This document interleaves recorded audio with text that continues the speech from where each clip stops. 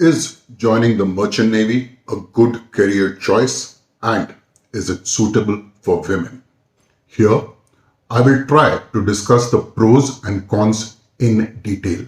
Watch this till the end to make an informed decision for yourself.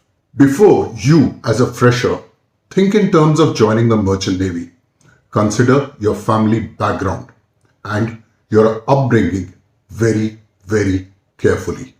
If you have been brought up in a protected environment or are generally indoorsy by nature, do not at all consider this field. The basic requirements which I consider for making a success in this field are a fiercely strong and independent nature. You have to have that. Second, reasonably good English language skills.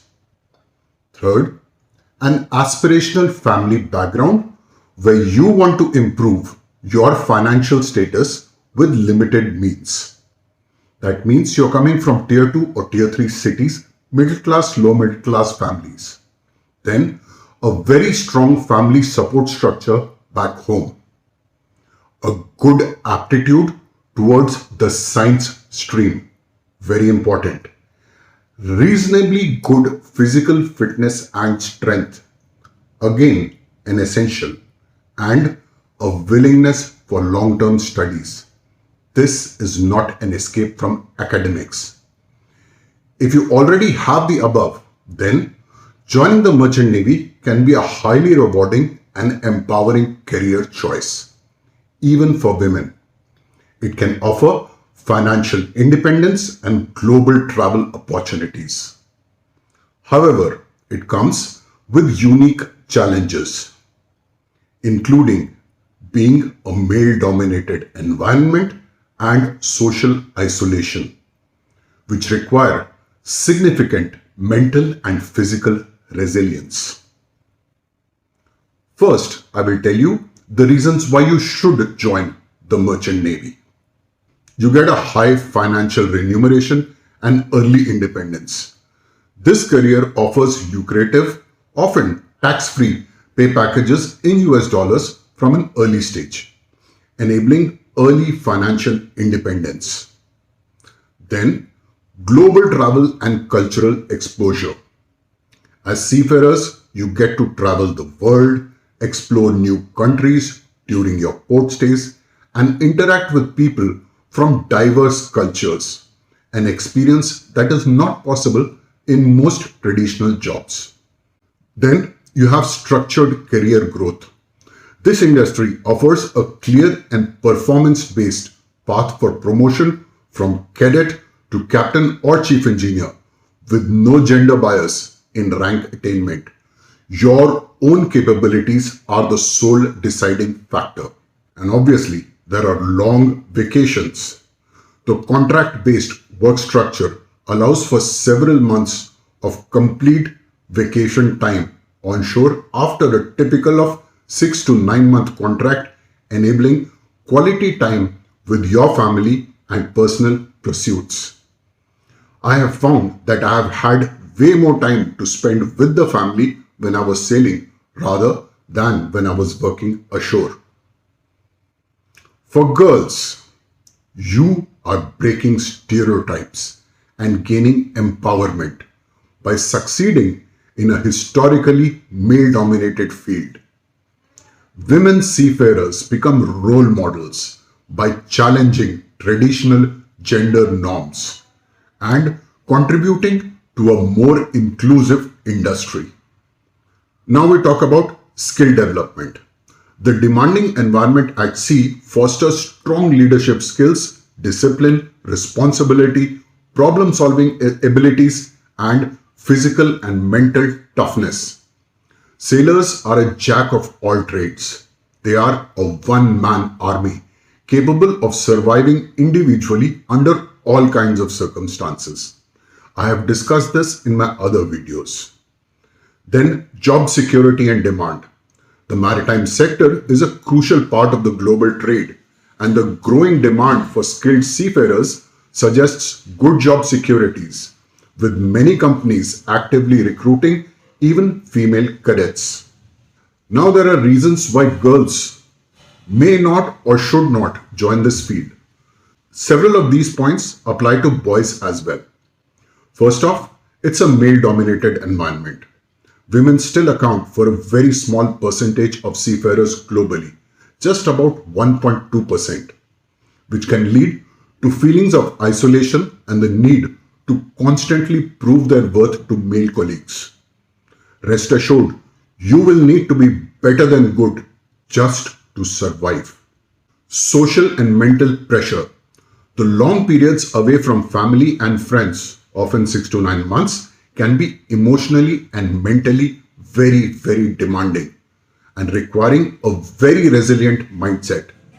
This factor is more important than most people consider. In 2024, the number of suicides at sea actually went over the number of accident fatalities.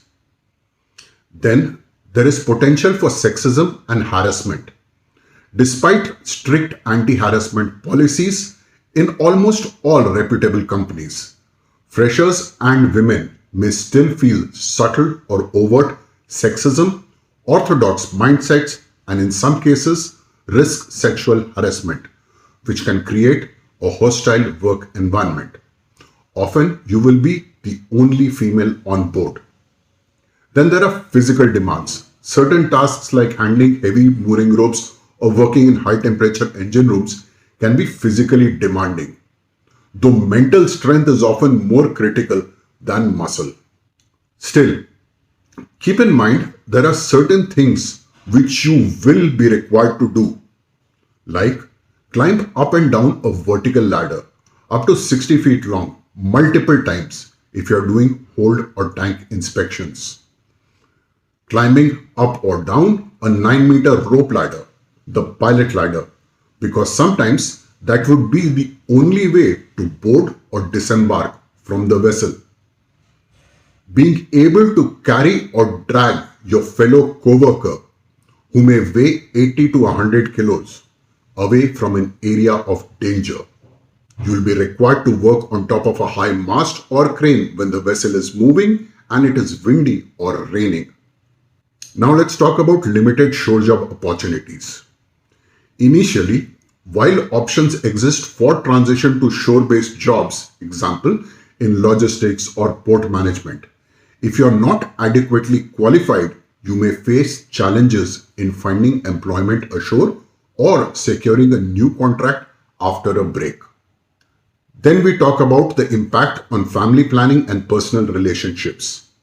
The unique lifestyle and long absences can make maintaining personal relationships difficult and pose challenges, particularly for women who may want to start a family due to lack of adequate maternity support across the industry. In the end, we have isolation and limited social life. Life at sea restricts a person to a small group of crew members for an extended period, which can be challenging for those who value a broad social life.